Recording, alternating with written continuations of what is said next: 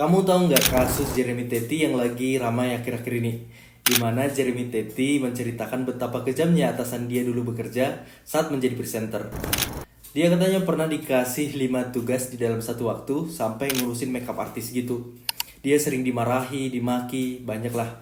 Bahkan Jeremy pernah bercerita ketika dia menanyakan soal gaji yang dimana itu adalah hak dia, malah disuruh resign loh. Katanya kalau mau resign, resign aja. Yang mau kerja di sini banyak, udah ngantri sampai Depok. Mungkin ini menjadi salah satu kisah ya dari banyaknya cerita di mana kantor, di mana tempat kita mencari nafkah malah menjadi nightmare atau mimpi buruk. Itu juga ternyata dialami oleh karyawan-karyawan Apple. Kita mungkin udah muak ya dengar cerita bagaimana kejeniusan Steve Jobs dalam membangun perusahaan teknologi ini. Memang kalau kita bercerita ke belakang, Apple ini dibangun dengan jerih payah dan kerja keras.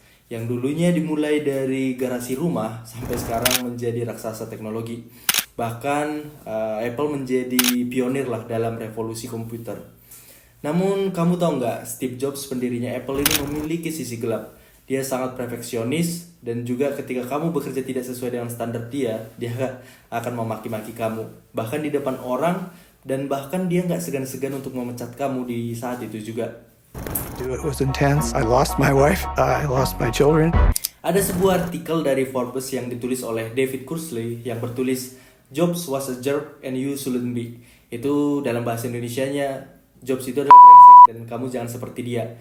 Artikel ini merangkum dosa-dosa dari Steve Jobs selama dia memimpin Apple. Dalam artikel ini dijelaskan bahwa Steve Jobs itu tidak memiliki empati sama sekali. Dia memang orangnya narsistik dan dia memaki semua orang tanpa mempedulikan perasaan dia.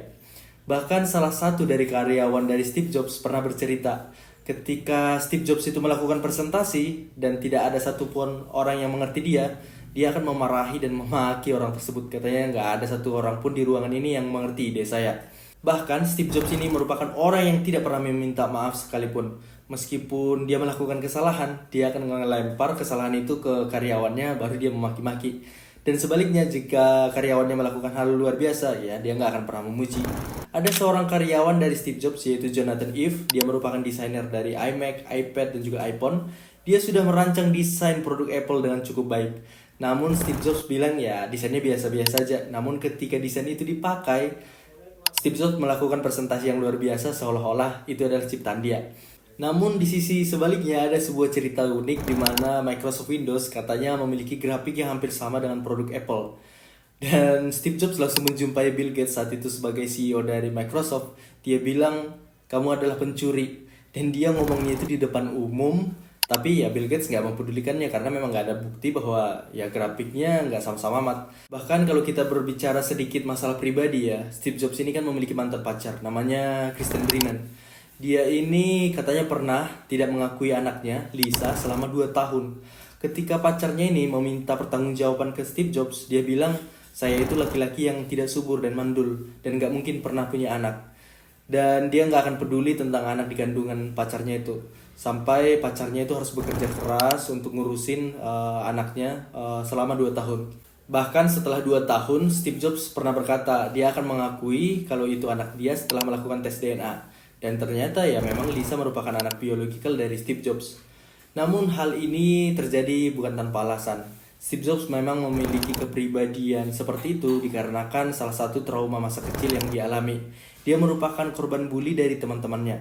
Dikarenakan Steve Jobs memang merupakan anak adopsi. Jadi teman-temannya kayak sering ngejekin dia gitu.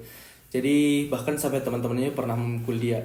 Dia diadopsi karena ayah dari ibunya tidak merestui hubungan mereka saat itu. Jadi pilihan terbaik adalah memberikan Steve Jobs ke keluarga gitu. Namanya Clara and Paul Jobs sebagai orang tua asuhnya. Ini merupakan kisah yang cukup menarik ya, di mana Steve Jobs yang kita kenal memiliki kejeniusan dan juga menjadi pionir dalam revolusi komputer, memiliki beberapa sifat-sifat negatif dan mungkin menjadi pembelajaran ya bagaimana memang leadership yang baik terlepas dari memang orang tersebut jenius dan juga dapat memberikan impact ke perusahaan. Jadi next kita akan bahas siapa lagi nih. Thank you.